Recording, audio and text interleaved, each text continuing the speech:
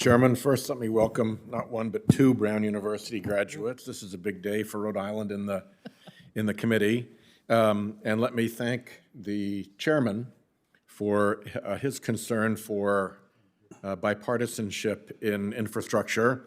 I think that the chairman's concern for bipartisanship in infrastructure could well be met by a conference between the Republican-controlled Senate and the Democratic-controlled House on an infrastructure bill, if we can get it through the Senate floor. So I'm all for getting our bill through the floor and moving to conference.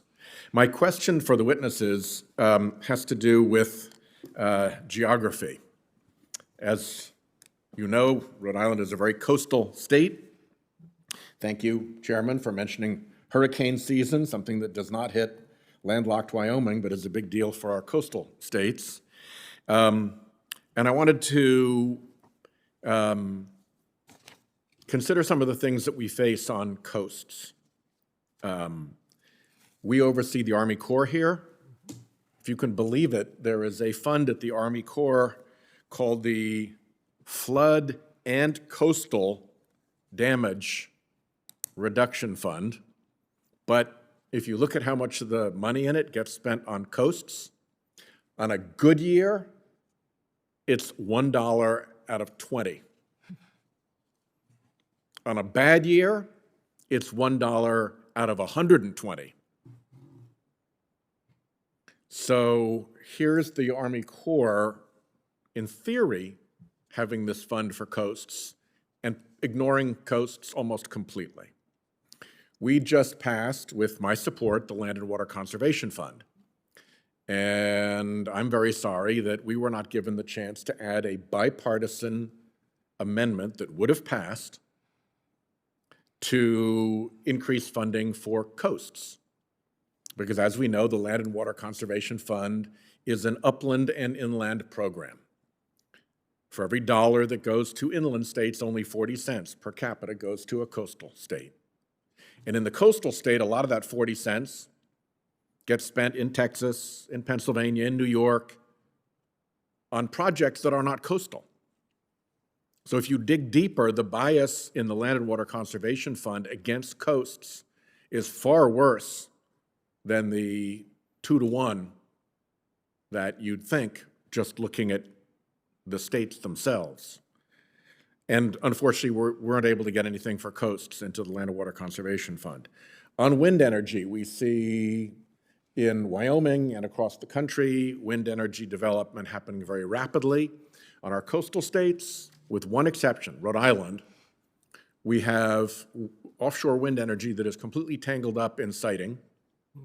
And we have a Trump administration that seems only to care about environmental concerns when it can put them in front of offshore wind. Because what offshore wind does is it displaces natural gas. And the people making these decisions come straight out of the fossil fuel industry. So, again, coasts are getting treated like second-class citizens. And of course, we face things that other states don't, which is that our shores will actually disappear. We're actually going to lose parts of our state to sea level rise. And I'd like to put a recent article in the Providence Journal entitled Rising Threat. New study finds thousands more properties at risk of flooding into the record, Mr. Chairman. Without objection. So my question to the panel is, should we not be focusing a lot in infrastructure on coasts? Not just the infrastructure that is at risk along the coast, but also the infrastructure that can support them as they take the beating that climate change has steering towards them right now. Senator, maybe I think on behalf of the whole panel, I can assure you that we all believe that coastal preservation and resiliency is essential. I want to pick up quickly 2 points you made. You mentioned offshore wind. I think offshore wind is the poster child for what we need to do to improve our permitting structure in the service of a sustainable climate. We have an incredible resource base in this country for offshore wind. They are building offshore wind in Europe. We do not have a technological challenge in this country. We have a bureaucracy challenge in this country. And if we can't figure out how to streamline and modernize our permitting system, we are going to lose that incredible opportunity, both economic opportunity and environmental opportunity. I guess I would step back and think just more broadly about our disaster relief system in general. It tends to be kind of a mess. It tends to be a mess because we focus on disaster relief mostly in the middle of natural disasters, which is, of course, the worst time to be thinking about forward-looking cost-benefit analysis and planning. It's the time you got to be thinking about people who are suffering immediate harm.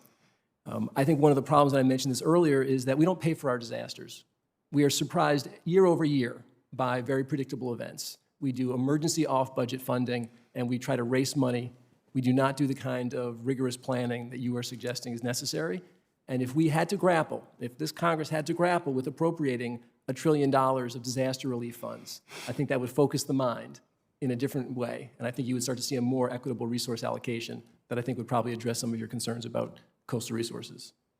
Mr. Chairman, I'm over the time, so if I could ask the other two witnesses to respond as if a question for the record, I would appreciate it.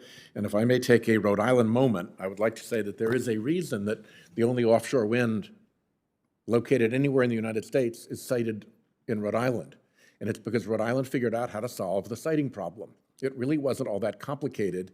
It begins with bringing everybody who has an interest in the location into the same room and sorting out the really obvious stupid questions, getting them off the table, getting it all sorted out before you begin the application process, and then you can use the process to sort through further details. And unfortunately, both the other companies that came into this process, including a Massachusetts company that should have known better, and the administration, despite having that winning program right in front of them, that process right in front of them, decided to go completely different ways. And as a result, we're still all totally bollocksed up. And it is unfortunate, and I just hope that it's not also driven by a bad motive.